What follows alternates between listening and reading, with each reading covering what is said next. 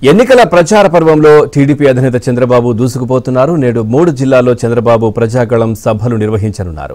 కర్నూలు, ప్రకాశం, గుంటూరు జిల్లాల్లో టీడీపీ అధినేత సభలు నిర్వహించనున్నారు. ఇక కర్నూలులోని ఎమ్మిగనూరులో మధ్యాహ్నం 12:30కు చంద్రబాబు ప్రచారం నిర్వహించనున్నారు. మధ్యాహ్నం 3 గంటలకు మార్కాపురంలో, సాయంత్రం 5:30 గంటలకు బాపట్లలో చంద్రబాబు ప్రజాగళం సభలు నిర్వహించనున్నారు.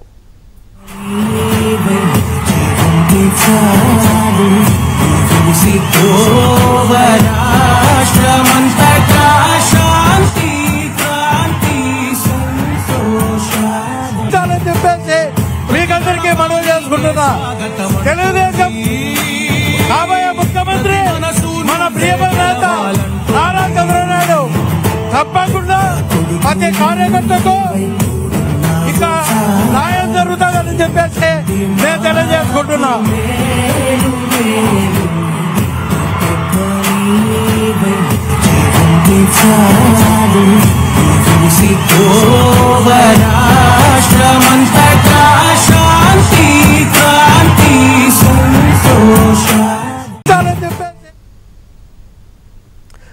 చూస్తున్నాం. ఎన్నికల ప్రచార పర్వంలో టీడీపీ అధినేత చంద్రబాబు దూసుకుపోతున్నారు. నేడు 3 జిల్లాల్లో చంద్రబాబు ప్రజాగళం సభలు నిర్వహించనున్నారు. కర్నూలు, ప్రకాశం, గుంటూరు జిల్లాల్లో టీడీపీ అధినేతలు సభలు నిర్వహించనున్నారు. ఇక కర్నూలులోని ఎమ్మిగనూరులో మధ్యాహ్నం 12:30కు చంద్రబాబు ప్రచారం నిర్వహించనున్నారు. మధ్యాహ్నం 3 గంటలకు మార్కాపురంలో, ఇటు సాయంత్రం 5:30 గంటలకు బాపట్లలో చంద్రబాబు ప్రజాగళం సభలు నిర్వహించనున్నారు. పూర్తిగా వీటికి సంబంధించి సమాచారాన్ని మా కరెస్పాండెంట్ సుంకన్న అందిస్తారు. సుంకన్న, పూర్తి సమాచారం ఏంటి దీనికి సంబంధించి? పవన్, టీడీపీ అధినేత నారా చంద్రబాబు నాయుడు ఎన్నికల ప్రచారంలో భాగంగా ఎమ్మిగనూరుకు రానున్నారు. ఎమ్మిగనూరు తేరు బజార్లో మధ్యాహ్నం ప్రజాగళం సభ నిర్వహించబోతున్నారు. ప్రజాగళం సభలో పాల్గొనేందుకు ఎమ్మిగనూరు నియోజకవర్గం నలువైపుల నుంచి కూడా కార్యకర్తలు పెద్ద ఎత్తున ఎమ్మిగనూరుకు తరలి వస్తున్నటువంటి పరిస్థితి. ఇప్పటికే ఎమ్మిగనూరు పట్టణానికి చాలా మంది కార్యకర్తలు చేరుకున్నారు. మరోవైపు చంద్రబాబు వస్తుండడంతో ఏదైతే ఎమ్మిగనూరు పట్టణం అంతా కూడా పసుపుమైనటువంటి పరిస్థితి. మనతో మాట్లాడేందుకు ఎమ్మిగనూరు టీడీపీ అభ్యర్థి డాక్టర్ బివి జయనాశ్వరరెడ్డి ఉన్నారు. ఎంతమంది చెప్పండి సార్, మొన్ననే సిద్ధం సభ జరిగింది. ఇవాళ ప్రజాగళం సభలో చంద్రబాబు పాల్గొనబోతున్నారు. ఎలాంటి ఏర్పాట్లు చేశారు సార్? నిన్నలేక మొన్న సిద్ధం సభ మామూలుగా జగన్మోహన్ రెడ్డి గారు చెప్పినట్టుగా కర్నూలు పార్లమెంటులో ఏదైతే ఉందో దాదాపు 7 నియోజకవర్గాలకు సంబంధించిన ప్రజలు వస్తారని చెప్పడం, ఆ సభను సక్సెస్ చేసుకోవడానికి ఈరోజు రాష్ట్రంలో ఉండే 77 నియోజకవర్గాల ప్రజల్ని తెచ్చి చాలా గొప్పగా చేశామని చెప్పినటువంటి పరిస్థితి. ఏ రకంగా వాళ్ళు ప్రలోభాలకు గురి చేశారో మీడియా పూర్వకంగా, సోషల్ మీడియా పూర్వకంగా అందరూ గమనించారు. మరి ఈరోజు ఈ ప్రభుత్వం 5 సంవత్సరాలుగా 130 సార్లు బటన్ నొక్కిరానని చెప్పే జగన్మోహన్ రెడ్డి ఈరోజు 5 సంవత్సరాలు మీడియా గొంతును, అదే రకంగా వ్యవస్థల గొంతుల్ని, బడుగు బలహీన వర్గాల ఎస్సీ ఎస్టీ మైనారిటీల అందరి గొంతుల్ని నొక్కి నొక్కి నొక్కి ఈ 5 సంవత్సరాల్లో ప్రజాగళం చంద్రబాబు గారి గొంతుకు ద్వారా నిర్వహించే కార్యక్రమాన్ని ఈరోజు రాష్ట్రం మొత్తం మొదలుపెట్టడం జరిగింది. దాంట్లో భాగంగా ఈరోజు కొన్ని గంటల్లో మా అధినాయకుడు నారా చంద్రబాబు నాయుడు గారు ఈ యొక్క ఎమ్మిగనూరు గడ్డ మీద కాలు పెట్టబోతున్నారు. మొన్న జరిగినటువంటి 77 నియోజకవర్గాలు కలిపి వచ్చిన జనం ఈరోజు జరిగేటువంటి ప్రజాగళం కేవలం ఒక ఎమ్మిగనూరు నియోజకవర్గం. మీరు చూస్తారు ప్రజాస్పందన. ఈరోజు ఇక్కడికి వచ్చినప్పుడు రాష్ట్రంలో అన్ని వర్గాలను మోసం చేసిన జగన్మోహన్ రెడ్డి రానున్న రోజుల్లో ఎన్నికల కురుక్షేత్రంలో 5 సంవత్సరాలు హెలికాప్టర్లో తిరిగి ఈరోజు మళ్ళా భూమి మీద వచ్చాడు బస్సు యాత్ర చేపట్టి. ఇప్పటికే అర్థమైపోయింది వాళ్లకు, వాళ్ళ పని అయిపోయిందని చెప్పి. మేము సిద్ధం అని చెప్పుకుంటున్నారు. ప్రజలు సిద్ధంగా ఉన్నారు. మీ ఫ్యాన్ రెక్కలు విరగొట్టడానికి సిద్ధంగా ఉన్నారు. రాష్ట్రంలో జరగబోయే ఎన్నికల కురుక్షేత్రంలో ఏ కూటమైతే ఉందో ముఖ్యమంత్రిగా నారా చంద్రబాబు నాయుడు గారిని గెలిపించుకోవాలని రాష్ట్ర ప్రజలందరూ సిద్ధంగా ఉన్నారని తెలియజేస్తున్నారు. కోటి సార్, మొన్న ఎమ్మిగనూరు సభలో ఎంపీ ఎమ్మెల్యే అభ్యర్థులను ముఖ్యమంత్రి పరిచయం చేశారు. వీళ్ళు పేదవాళ్ళు, వీళ్ళని దీవించండి అని చెప్పారు. దీనిపై మీరేమంటారు సార్? 2 అజెండా. జగన్మోహన్ రెడ్డి పరిపాలన ప్రారంభించినప్పటి నుంచి కూడా ప్రజావేదిక కూల్చడంతో, విధ్వంసంతో పాలన ప్రారంభమైంది.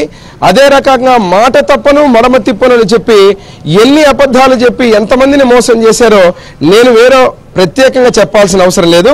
మొదటి రోజు నుంచి చెప్పిన మోసాలు, అబద్ధాలు మొన్న మా ఎమ్మిగనూరు సభలో కూడా ప్రస్ఫుటంగా ప్రజలకు అర్థమయ్యే విధంగా ఏం మాట్లాడతారండి? అభ్యర్థులందరినీ చూపించి తన దగ్గర నుంచి ప్రతి ఒక్కరు కూడా పేదవారా, 1000 కోట్లు వందల కోట్లకు అధిపతులై ఉండి అవినీతి డబ్బుతో ఈరోజు మొత్తం రాష్ట్రాన్ని దోచినటువంటి వ్యక్తులు ఈరోజు పేదలని చెబుతారు.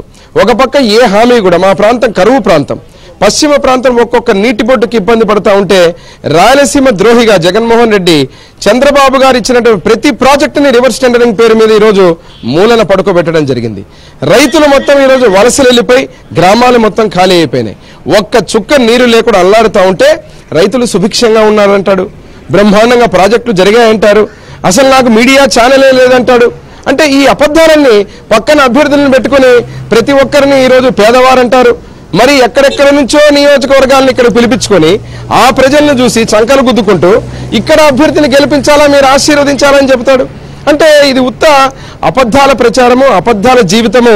సొంత చెల్లెళ్ళు జగన్మోహన్ రెడ్డికి ఓటేయొద్దండి, ఓటేస్తే అన్యాయం అవుతుంది, మాకే అన్యాయం చేసిన వాడు రాష్ట్రానికి ఏం న్యాయం చేస్తాడని చెబుతా ఉంటే ఇంకా వేరే ఏం మాట్లాడాలా?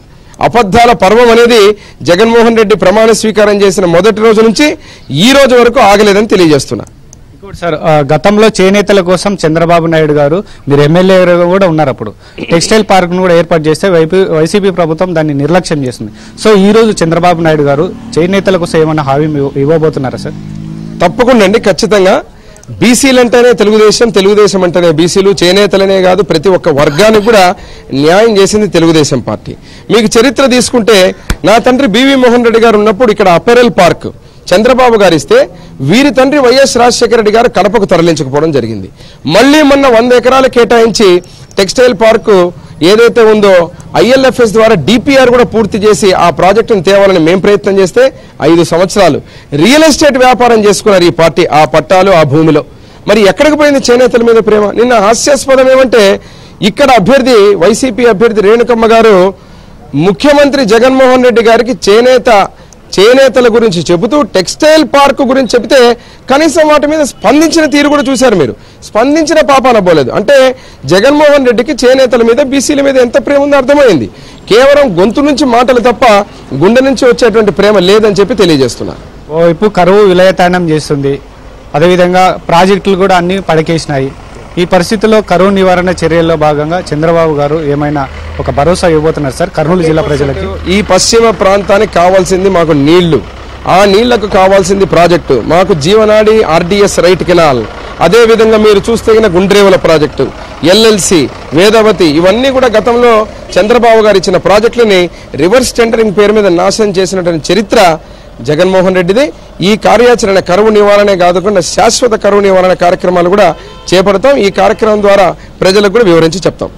సో మొత్తం మీద ఏదైతే మొన్న జరిగినటువంటి సిద్ధం సభ కంటే ఇవాళ జరిగేటువంటి ప్రజాగలం ఆ సభకు కూడా ఏదైతే భారీ ఎత్తున ప్రజలు తరలి రానున్నారు. ఆ సిద్ధం సభ కంటే ప్రజాగలం సభ కూడా భారీ సక్సెస్ అవుతుంది. మరోవైపు కరూరు జిల్లాలో ఏదైతే విలయతాండం కరువు చేస్తూ ఉంది, అయినప్పటికీ కూడా ప్రభుత్వం దానిపైన కూడా నిర్లక్ష్యం చేపట్టింది. కర్నూలు జిల్లాకు ముఖ్యమంత్రి జగన్ ఎన్నో హామీలు ఇచ్చారు, వాటిని కూడా విస్మరించారు. అయితే చంద్రబాబు ఇవాళ ప్రజాగలం సభకు వస్తున్నారు కాబట్టి ఆయన కరువు నివారణ చర్యలకు కూడా శాశ్వతమైనటువంటి ఒక చర్యల్లో భాగంగా కొంత భరోసా కూడా ఇవ్వబోతున్నారని కూడా డాక్టర్ బివి జయనాశ్వరరెడ్డి చెప్తున్నారు. Pawan, right, thank you Sunkanna, thanks for